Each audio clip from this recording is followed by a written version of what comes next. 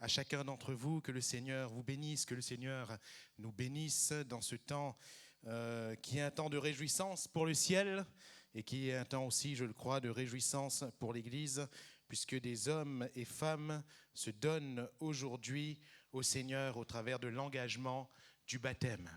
Et c'est ce qu'il y a de précieux. Vous savez, on peut tous connaître une expérience avec le Seigneur, mais pas tous choisissent l'engagement. Pour ceux qui choisissent l'engagement, il y a cette promesse. Celui qui croira et qui sera baptisé sera sauvé. Alléluia. Celui qui croira et qui sera baptisé sera sauvé. Et ajouté à cette promesse, Jésus dira à ses disciples lors d'un discours sur la fin des temps, il va dire que celui qui persévérera jusqu'à la fin sera sauvé. Et frères et sœurs, nous sommes dans les temps de la fin. Nous sommes dans ces temps où plusieurs abandonneront la foi, dans ces temps où plusieurs se laisseront gagner par la séduction de ce siècle ou par la séduction de toute autre doctrine. Mais nous, si nous sommes là, c'est parce que nous voulons encore tenir. Si nous sommes encore avec le Seigneur, si nous sommes encore fidèles au Seigneur, c'est parce que nous voulons encore tenir. Et le défi pour ces candidats qui vous seront présentés tout à l'heure, qui donneront leur témoignage, n'est pas seulement celui de la ligne de départ, parce que l'engagement, le baptême n'est que la ligne de départ. Le défi, c'est vraiment de tenir, et de tenir jusqu'au bout. Le défi, c'est d'arriver à cette ligne et de dire, comme l'apôtre Paul, « J'ai combattu le bon combat, j'ai achevé la course. » Alléluia. Désormais, la couronne de justice m'est réservée, et c'est le Seigneur, le juste juge, qui me la remettra. Nous allons lire justement un passage d'une lettre de cet apôtre Paul, la lettre aux Romains, dans le chapitre 3.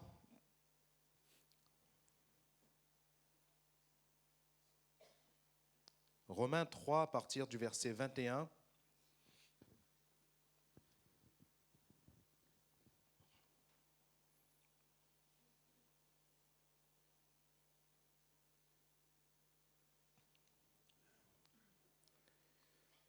Romains chapitre 3, à partir du verset 21.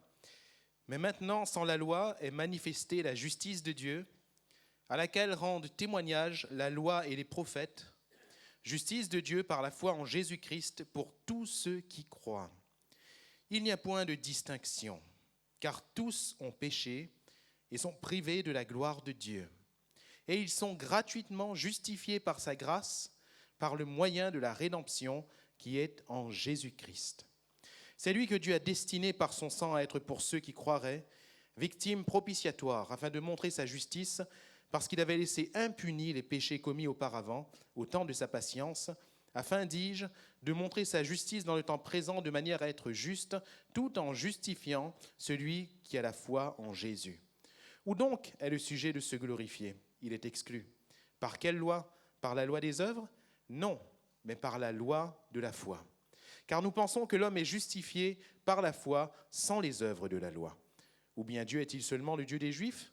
Ne l'est-il pas aussi des païens ? Oui, il l'est aussi des païens, puisqu'il y a un seul Dieu qui justifiera par la foi les circoncis et par la foi les incirconcis. Anéantissons-nous donc la loi par la foi ? Loin de là. Au contraire, nous confirmons la loi. Amen. Gloire à Dieu. Ce matin, j'aimerais m'entretenir avec vous au sujet de quelque chose de non seulement important, mais primordial concernant l'Évangile. Et ce fait, c'est celui de la grâce. Celui de la grâce. Quand nous parlons de grâce, nous parlons de quoi ? Dans ces temps de fête, tout le monde prépare plus ou moins Noël. Et je crois qu'au travers de ces fêtes, nous pouvons facilement comprendre ce qu'est la grâce. Quand l'enfant arrive, va sous le sapin, qu'il voit un cadeau avec son nom dessus, ce cadeau a été disposé là, et l'enfant, lorsqu'il va, il prend ce cadeau, il l'ouvre, il regarde, et je crois que déjà, avant même d'ouvrir les cadeaux, on dirait que son cœur est déjà rempli. Hein. Pourquoi ? Parce qu'il y a là quelque chose pour lui. Et quand il ouvre et qu'il voit qu'il y a ce qu'il attend, ou encore mieux, plus que ce qu'il attendait, ce qu'il n'attendait pas et qui est supérieur à ce qu'il pouvait attendre, alors la joie est décuplée. Décuplée. Et voyez-vous, c'est une belle image de la grâce, car qu'a mérité l'enfant pour avoir ce cadeau ? Qu'a fait l'enfant pour mériter ce cadeau ? Absolument rien. On dit souvent que Noël, c'est la fête des petits. C'est aussi celle des grands, hein ? Voilà, c'est aussi celle des grands. Il y a l'époux qui offre à son épouse un cadeau, il y a l'épouse qui offre à son époux un cadeau en disant « Joyeux Noël ». On peut offrir à une personne que l'on affectionne particulièrement un cadeau en disant « Joyeux Noël ». Est-ce que la personne a mérité ? Non, là nous ne sommes pas dans le monde de l'entreprise. Hein. Entre entreprises comme ça, pour être sûr qu'ils vont gagner des choses entre eux, donc ils se donnent toujours des cadeaux. Mais ça c'est autre chose, ça c'est le commerce. Mais entre personnes, lorsqu'on offre, c'est seulement parce qu'on aime. Et voilà tout ce qui concerne la grâce. Dieu offre parce qu'il aime. Alléluia. Dieu offre parce qu'il aime. Et ainsi, tous, nous pouvons avoir part à la grâce de Dieu. Parce que Jean 3,16 nous dit que Dieu a tant aimé le monde. Alléluia. Dieu a tant aimé le monde. Et le monde, c'est qui ? Le monde, c'est toi. Le monde, c'est moi. Le monde, c'est tous ceux qui existent. Alléluia. Le monde, c'est nous. Dieu a tant aimé le monde qu'il a donné. Il n'a pas attendu qu'il y ait quelque chose avant. Il n'a pas attendu que l'homme fasse quelque chose pour lui, comme si que ce qu'il donnait n'était que la récompense d'eux. Mais Dieu a tant aimé le monde qu'avant même que vous et moi, nous ne songions à Dieu, Dieu a donné son Fils à la croix, afin qu'en croyant en lui, nous ne périssions point, mais que nous ayons la vie éternelle. Alléluia. Le verset 23 nous dit ceci, car tous ont péché et sont privés de la gloire de Dieu, et ils sont gratuitement justifiés par sa grâce, par le moyen de la rédemption qui est en Jésus-Christ.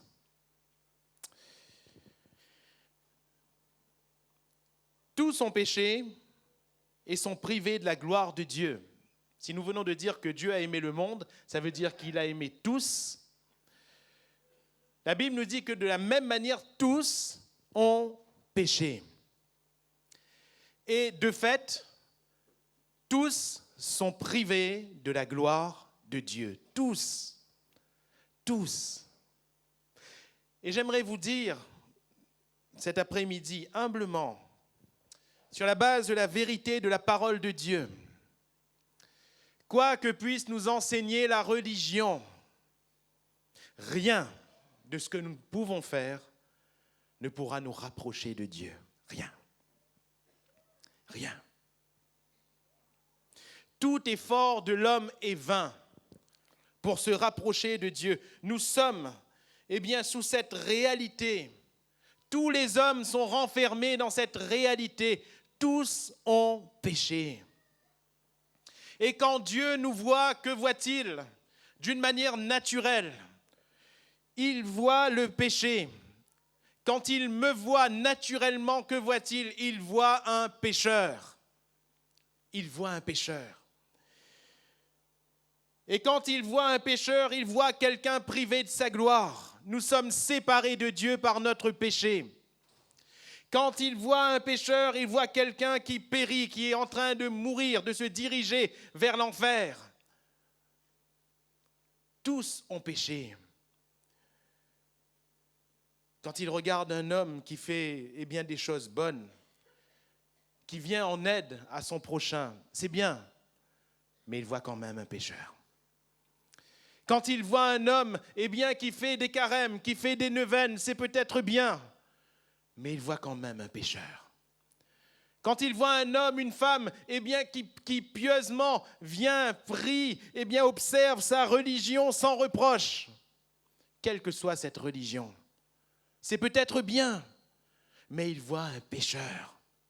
Quand il voit un homme, une femme, qui n'a peut-être pas volé, qui n'a peut-être pas tué, qui n'a peut-être pas causé de scandale, c'est bien, mais il voit quand même un pécheur. Et l'âme qui pêche est celle qui mourra. Ne vous y trompez pas, ne nous y trompons pas. L'âme qui pêche, c'est celle qui mourra. Sans la loi, va dire ici Paul aux Romains, et manifester la justice de Dieu. Pourquoi sans la loi et manifester la justice de Dieu? Il est parlé ici de la loi juive,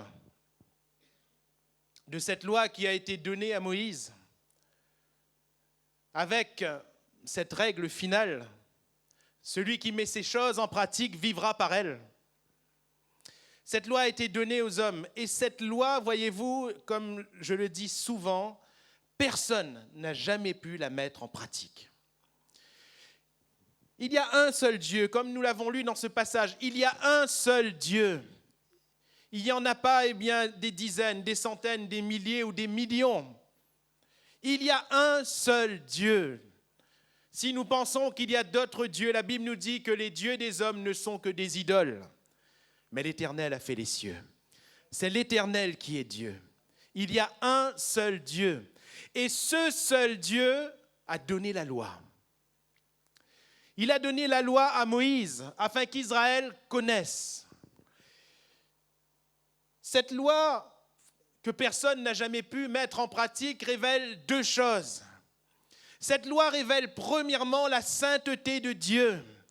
Quand Dieu, il n'y a pas de ténèbres, mais que tout est lumière, que Dieu ne peut pas faire le mal. Quand Dieu dit aux hommes, eh bien tu ne voleras point, tu ne tueras point, tu ne donneras point de faux témoignages. En d'autres termes, tu ne feras point de mal à ton prochain. C'est parce que Dieu, de lui, il ne vient aucun mal. Alléluia. Aucun mal. Et Jean va déclarer ceci, la nouvelle que nous avons apprise de lui, c'est que Dieu est lumière et qu'il n'y a point en lui de ténèbres.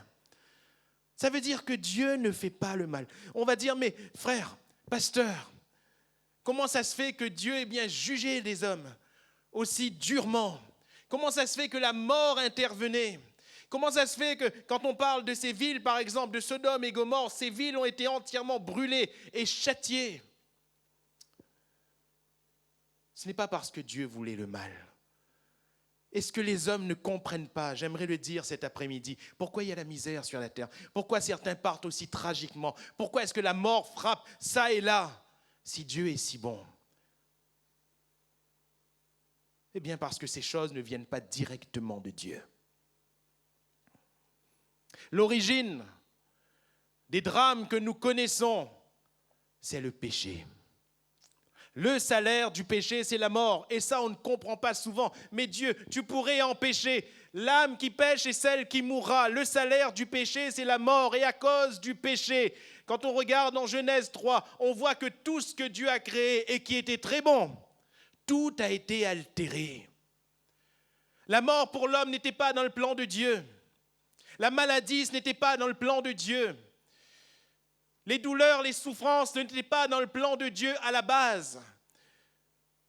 Les douleurs de la grossesse, chères sœurs, ce n'était pas dans le plan de Dieu. Mais toutes ces choses sont consécutives au péché. Les problèmes dans le couple, ce n'était pas le plan de Dieu. Les drames, les séparations et autres, ce n'était pas le plan de Dieu. Mais c'est la conséquence du péché. C'est pour cela que Jésus va dire, mais à ceux qui étaient en train de lui parler à ce moment-là et en train de lui dire, mais as-tu entendu, Seigneur, ce qu'a fait ce gouverneur? Il a mêlé le sang de certaines personnes, certains martyrs, au sang de ses sacrifices. Jésus a parlé d'un autre drame lorsque la tour de Siloé est tombée sur des gens. Et Jésus leur a dit une chose. Croyez que c'était des gens pires que vous? Vous croyez que parce qu'ils sont morts tragiquement, vous croyez que c'était des gens pires que vous? Non. Mais si vous ne vous repentez pas, vous périrez. Vous périrez. Parce que l'âme qui pêche est celle qui mourra.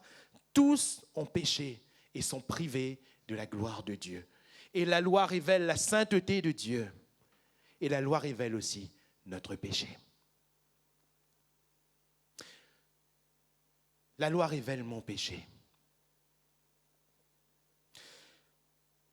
Celui qui met ces choses en pratique vivra par elles. Ne peut sauver personne. Personne. Car tous ont péché. Et la loi le prouve. Dans notre nature, nous voyons inscrite le péché. Nous la voyons gravée. Cette nature. Vous avez remarqué que la loi dit « tu ne tueras point », mais le meurtre est attaché à nous. Oh, pas forcément avec un revolver ou avec une arme, mais combien de fois, dans notre pensée, nous avons tué notre prochain? Combien de fois, dans notre pensée, nous avons souhaité le mal?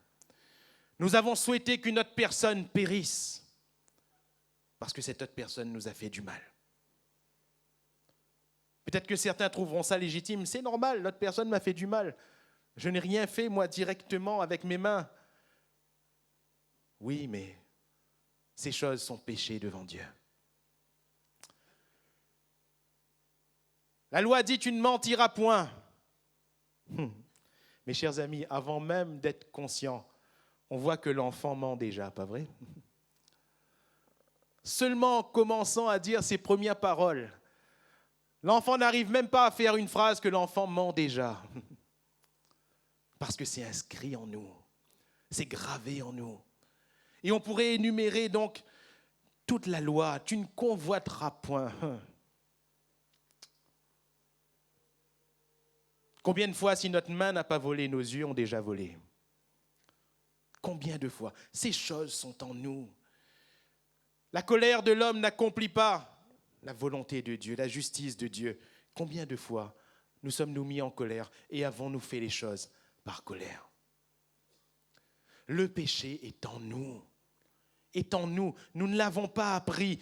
Le péché est en nous, inscrit en nous, gravé en nous. Tous ont péché. Et tous sont privés de la gloire de Dieu. Et si quelqu'un ne sait pas ce qu'est péché, la loi est là. La loi est là. La loi ne peut sauver personne. Rien ne peut nous sauver de ce qui nous attend. Et ce qui attend l'homme pécheur, la femme pécheresse, c'est la mort. Une fois, on a amené à Jésus une femme prise en flagrant délit d'adultère. Et les Juifs qui étaient là ont dit à Jésus, selon la loi, cette femme doit mourir. Selon la loi, cette femme doit mourir. Alors oui, quand on lit la loi, oui, elle devait mourir. Et Jésus a dit, ok, pas de problème. Que celui qui n'a pas de péché jette le premier la pierre. Jésus a dit juste ça. Et ensuite, il s'est rabaissé. La Bible nous dit que les uns après les autres, du plus grand jusqu'au plus petit, ils sont partis accusés de leur conscience. Pourquoi? Tous ont péché. Tous. Tous. Mes frères et mes sœurs, chers amis, Dieu nous a vus dans notre état de pécheurs. Dieu nous a vus dans notre misère. Dieu a vu tout ce que le péché a causé autour de nous. Dieu a vu ce que le péché a causé dans un couple. Dieu a vu ce que le péché a causé dans une famille. Dieu a vu qu'à cause de la dureté de son cœur, l'homme a perdu même ceux qu'il aimait. Dieu a vu ces choses. Et le Seigneur n'est pas resté insensible. La deuxième chose que Dieu a vue, c'est que tous les efforts de l'homme sont vains. En effet, l'homme a essayé, a voulu faire.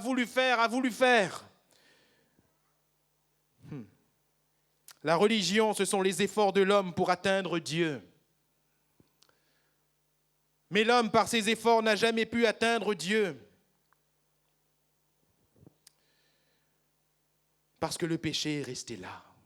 Vous voyez ? Dieu voit tout. Dieu voit ceux qui se privent d'aliments. Dieu voit ceux qui font des kilomètres de pèlerinage. Dieu voit ceux qui vont vendre tout ce qu'ils possèdent. Dieu voit ceux qui font même des sacrifices d'animaux. Il voit toutes ces choses. Il voit ceux qui ont le cœur sincère et qui pensent qu'au travers de ces choses, ils vont se rapprocher un peu plus de Dieu. Mes chers amis, notre état reste. Et tant que notre état reste, nous sommes privés de la gloire de Dieu. Nous sommes privés de Dieu.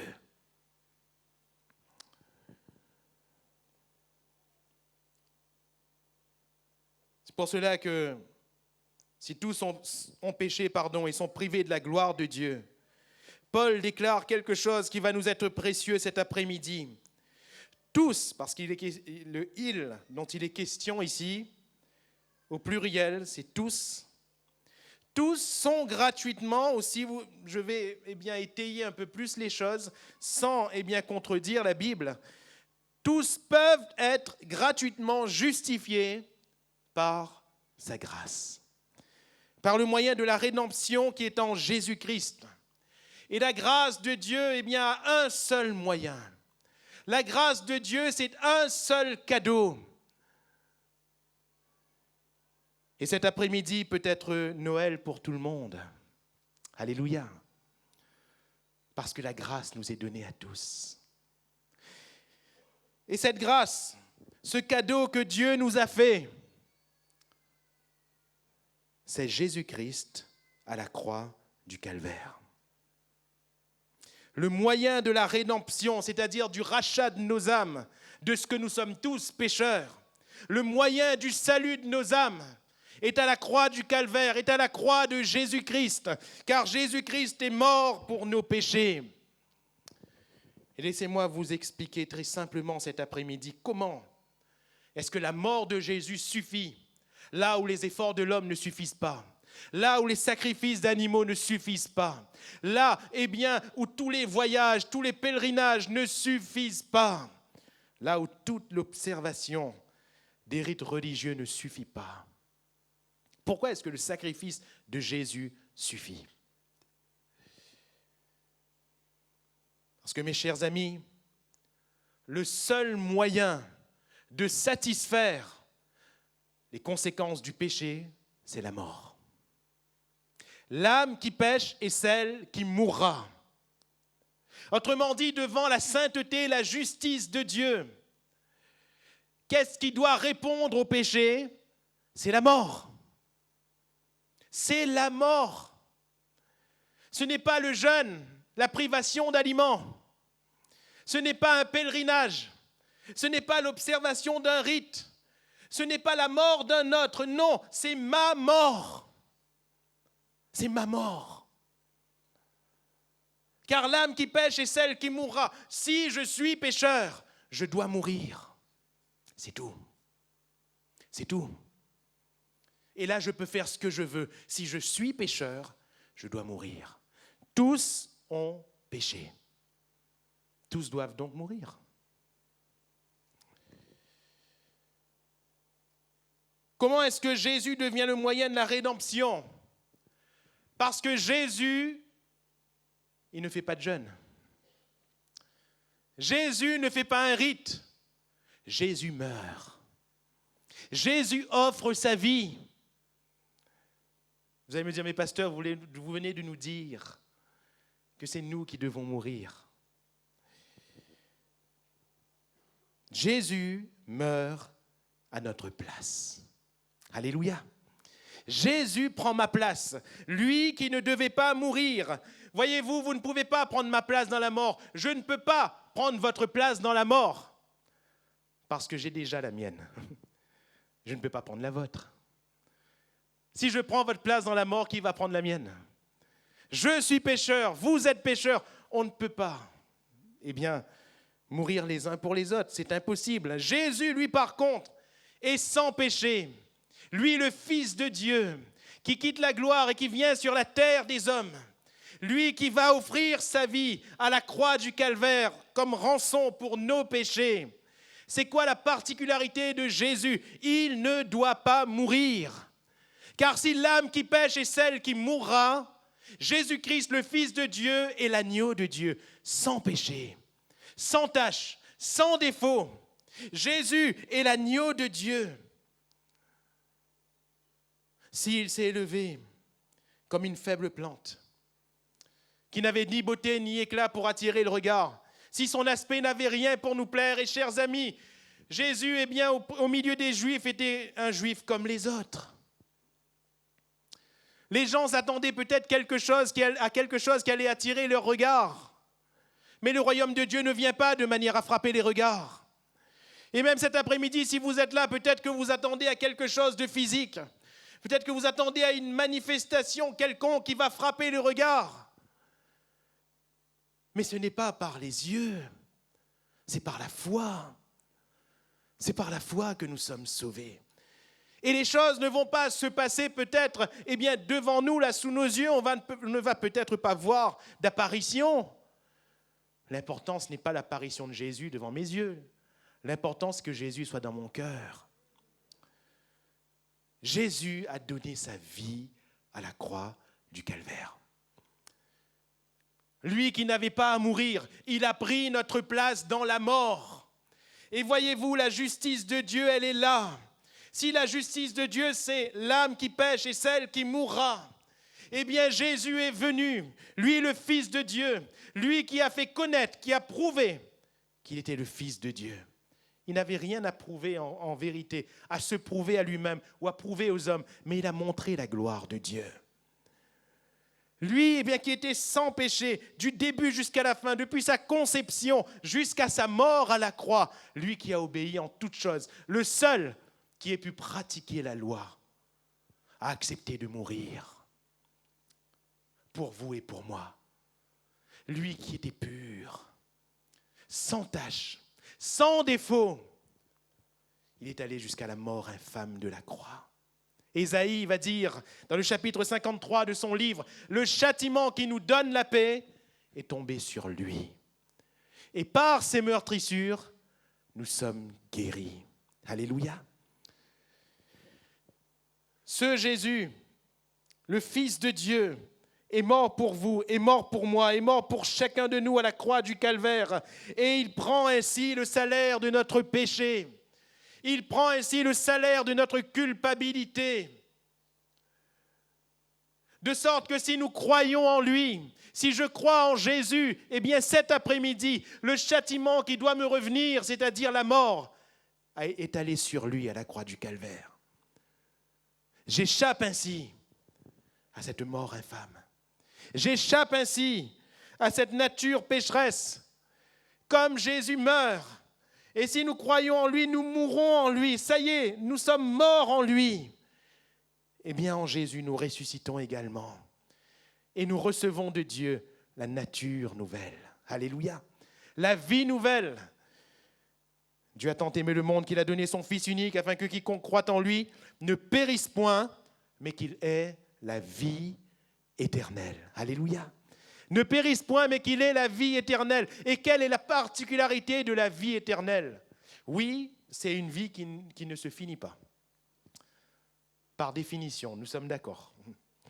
C'est une vie, eh bien, qui ne s'arrête pas à la terre. C'est une vie qui comporte une espérance. Et cette espérance dépasse la mort. Jésus a dit, celui qui vit et croit en moi ne mourra jamais, même s'il meurt. C'est-à-dire que notre corps va mourir, oui, mais notre âme va vivre éternellement. La vie éternelle, c'est une vie, eh bien oui, qui ne se termine jamais. Mais ce n'est pas que cela la particularité de la vie éternelle. J'aimerais dire que ce n'est pas premièrement cela. La particularité de la vie éternelle, c'est que c'est la vie de Dieu en nous. Alléluia. La vie éternelle, c'est la vie de Dieu en nous. Et la vie de Dieu en nous, c'est une nouvelle nature qui nous est donnée. Une nature dans laquelle le péché ne régit plus. Une nature dans laquelle le péché ne règne plus. Celui qui est en Christ, il est une nouvelle créature. Les choses anciennes sont passées, voici toutes choses sont devenues nouvelles. Alléluia. Un nouveau départ, un nouveau commencement est possible en Jésus. Mais pas un nouveau départ, un nouveau commencement dans ce que nous étions avant. Ce n'est pas revenir à ce que nous étions au départ, parce que faites-moi confiance, on va refaire les mêmes choses. On va revivre les mêmes choses. Mais en Jésus, quand nous sommes sauvés, quand nous recevons la vie éternelle, cette nouvelle nature que Dieu nous donne, les choses anciennes sont passées. Alléluia. Le Seigneur Jésus efface notre passé à la croix du Calvaire. Le Seigneur Jésus efface notre péché à la croix du Calvaire. Il efface tout ce que nous avons pu commettre à la croix du Calvaire. Il peut en effacer les conséquences cet après-midi. Il peut effacer les conséquences terribles d'une colère, d'un meurtre, d'un vol, de tout ce qu'on peut appeler péché. Jésus peut en effacer les conséquences. Car son sang nous libère et nous libère de tout péché. Alléluia. Cette nouvelle nature est une nature qui ne va plus nous pousser à pécher. Mais cette nouvelle nature va nous pousser au contraire à faire la volonté de Dieu, à pratiquer la loi. Alléluia. De sorte que la pratique de la loi ne procédera plus de mes efforts, mais la pratique de la loi découlera de la vie divine, de la vie de Dieu en nous. Le véritable enfant de Dieu, ce n'est pas celui qui fait des efforts pour pratiquer la loi. On n'a jamais vu un chrétien authentique pour pratiquer la parole de Dieu en train de faire Non. Le chrétien authentique, c'est pas oh là là, il faut que je fasse attention. Oh là. Non. Non. La vie de Dieu est en lui.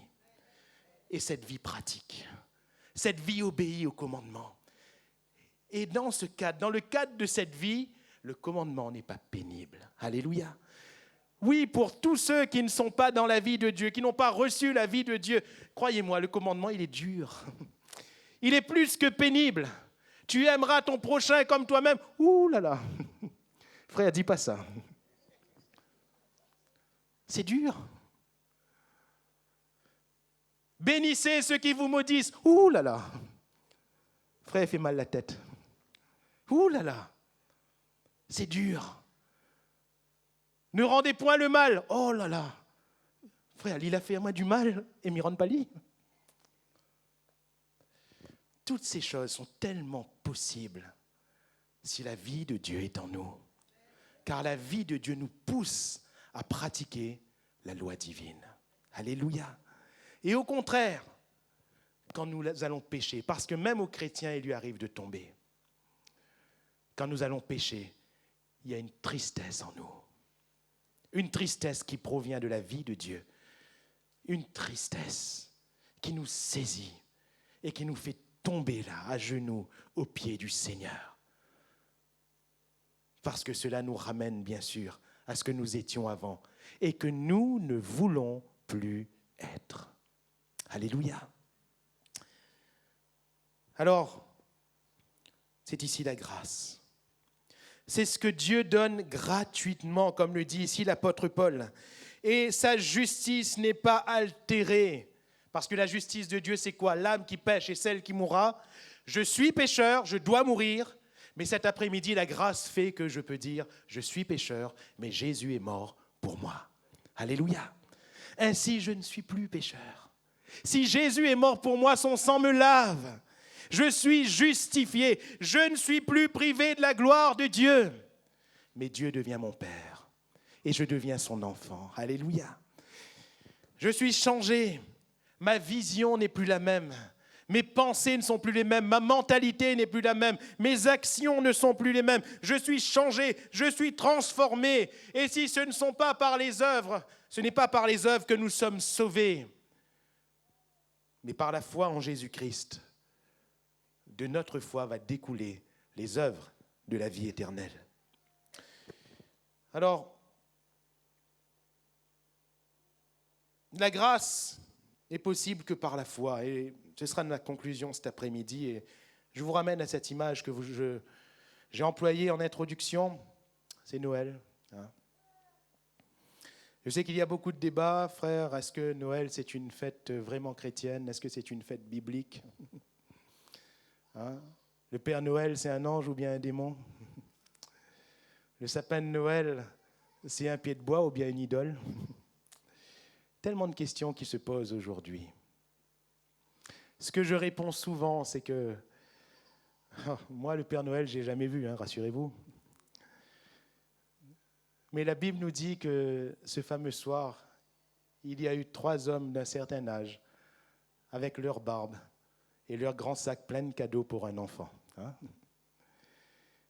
Et cet enfant qui était là, ces rois mages lui ont amené ces cadeaux pour louer le Seigneur, pour glorifier le Seigneur. Et quand nous faisons cela chaque année, ce n'est pas pour célébrer une fête païenne. Loin s'en faut.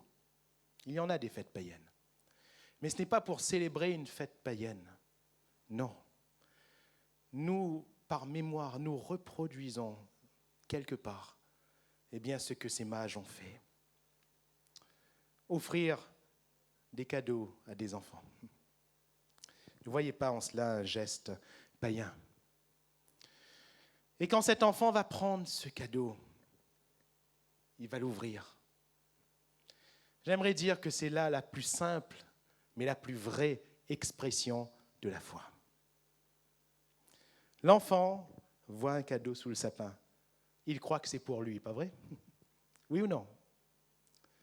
Il n'a pas encore vu son nom dessus, mais il voit un cadeau, c'est pour moi. C'est pour moi. À la limite, il va se battre avec son frère ou sa sœur. Non, ça c'est à moi. Ça c'est à moi. Parce qu'il dit, c'est pour moi. Ça, ce cadeau, c'est à moi. Ce ne peut pas être pour un autre, c'est pour moi. Et quand il s'approche de ce cadeau et qu'il voit son prénom écrit dessus, encore plus, il dit, ah, ça me rassure. C'est pour moi. Si peut-être avant, il s'était lancé pour se battre, cette fois, il n'a plus à se battre parce qu'il regarde son frère, sa sœur, et il dit, tu as vu, mon nom est dessus. Mon nom est dessus. C'est pour moi. C'est mon cadeau. Et qu'est-ce qu'il fait? Il prend ce cadeau. Personne d'autre ne peut plus toucher à ce cadeau, pas vrai? Il prend ce cadeau, il ouvre, il enlève le papier qui est autour. Et il découvre ce qu'il y a à l'intérieur. Et le jeu ou quelque autre article qu'il voit, c'est le sien. C'est à lui. C'est à lui. Quand il entre dans le magasin ou dans le supermarché, il dit « Maman, papa, je veux ça ». Il sait que ce n'est pas à lui. Pourquoi est-ce que là, en voyant ce cadeau, il dit « c'est à lui » ? Parce qu'il croit. Alléluia. Il n'y a pas plus de preuves. Il croit que c'est pour lui. Et on n'a plus le droit de toucher, nous. C'est à lui. Frères et sœurs, chers amis, la foi est ainsi. Regarde à Jésus, à la croix du Calvaire. Est-ce que tu veux croire que c'est pour toi? Est-ce que tu veux croire que Jésus est mort pour toi, pour tes péchés? Est-ce que tu veux croire que c'est ton cadeau? Que c'est la faveur de Dieu pour toi? Peut-être que quelqu'un cet après-midi va dire « J'ai fait tellement de mal. Je suis tellement méchant. Ce que j'ai commis contre Dieu est tellement lourd. Lourd. » Vous croyez que l'enfant qui va vers son cadeau, il a été gentil pendant toute l'année? C'est un mythe, ça. C'est pas vrai. C'est pas vrai, ça n'existe pas. Hein? L'enfant gentil toute l'année, ça n'existe pas. L'enfant a forcément désobéi plus d'une fois. L'enfant a forcément fait des choses qui ne sont pas bonnes. Mais c'est ça la grâce. Alléluia. Une faveur imméritée. Tu ne mérites pas, mais Jésus est mort pour toi à la croix. Et en t'approchant de Jésus qui est mort à la croix, mon frère, ma sœur, est-ce que tu vois ton nom? Parce que c'est pour toi. Cher ami, est-ce que tu vois ton nom? Parce que c'est pour toi, c'est précisément pour toi qui m'écoute ce matin, cet après-midi, qui m'écoute. C'est pour toi que Jésus est mort. C'est pour moi que Jésus est mort. Jésus est mort non pas pour une masse, mais Jésus est mort pour des hommes et des femmes, personnellement, individuellement. Vous allez me dire, parmi tout ce monde-là, comment Jésus a-t-il pu penser à moi? Ça nous dépasse. Il est Dieu, mais il nous connaît parfaitement cet après-midi. Tels que nous sommes. J'aimerais te dire qu'avant la fondation du monde, il le connaissait déjà. J'aimerais te dire qu'avant la fondation du monde, il savait ce que tu serais aujourd'hui. Il savait ce que tu allais faire pendant toute ta vie pour arriver aujourd'hui. Et aujourd'hui, la bonne nouvelle pour toi reste intacte. Jésus est mort pour toi. En sachant toutes ces choses, Jésus est venu quand même mourir. En sachant ce que moi j'allais être, en sachant ce que toi tu allais être, nous ne surprendrons jamais le Seigneur, car il savait d'avance ce qu'on allait être. Eh bien, Jésus est quand même mort pour nous. La Bible nous dit que Jésus n'est pas mort pour des gens du bien, que Jésus n'est pas mort pour des justes, mais qu'il est mort pour des impies. Alléluia. La grâce, la faveur de Dieu. Est-ce que tu vois ton nom écrit sur la croix de Jésus-Christ? Car c'est pour nous que Jésus est mort. Il est notre rançon cet après-midi. Alléluia. Nous sommes ainsi gratuitement justifiés et c'est là la grâce de Dieu. Et nous pouvons prendre Jésus. Nous pouvons l'inviter à venir dans notre vie, lui qui est vivant cet après-midi par son esprit au milieu de nous. Nous pouvons l'inviter à venir dans notre cœur. Nous pouvons lui dire, Seigneur, règne sur ma vie. Seigneur, règne en moi. Nous pouvons lui dire, Seigneur, pardonne-moi de mes péchés. Libère-moi de mes iniquités. Le Seigneur va le faire encore, encore et encore. À notre Dieu, nous dira le psalmiste, qui ne se lasse pas de pardonner. Alléluia. La grâce, la grâce. Nous aurions tort de nous priver. Alors, la dernière réalité, elle est celle-ci. Une fois, quelqu'un a reçu dans sa boîte aux lettres un chèque.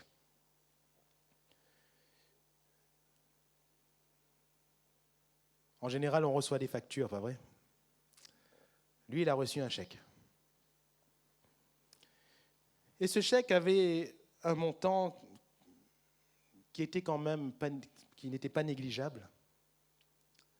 Et puis, il a pris ce chèque et il a dit, dès que possible, je l'encaisserai. Et il a mis le chèque de côté. Il a poursuivi sa vie, son travail, sa famille, les choses de la vie, la routine. Et un jour, en faisant du rangement, il est retombé sur ce chèque. C'était plus d'1 an après. Et le problème, c'était qu'il s'est dit, zut, il est allé voir à la banque. La banque lui a dit, on ne peut plus prendre votre chèque, monsieur, c'est trop tard. On ne peut plus encaisser votre chèque, c'est trop tard. Il est allé voir les instances qui lui ont libellé ce chèque. Les instances lui ont dit, monsieur, c'est dommage, mais nous, on ne peut plus vous en refaire un autre. C'est dommage. Et il est reparti chez lui tout triste. Ce chèque, qui à la base avait une valeur tellement grande, n'est devenu à la fin qu'un bout de papier qu'il devait jeter. La Bible nous dit qu'aujourd'hui, si tu entends sa voix, n'endurcis pas ton cœur. Car le chèque, il est valable aujourd'hui. Aujourd'hui. Demain, on ne sait pas. Après-demain, le futur, on ne le sait pas. Parfois, on pense qu'on a le temps. On range dans un coin et on se dit, ce salut, j'y reviendrai après. Mais après, c'est trop tard. Quand on ira à la porte du ciel et qu'on frappera alors que les portes seront fermées, Jésus nous dira lui-même, c'est trop tard. C'est trop tard.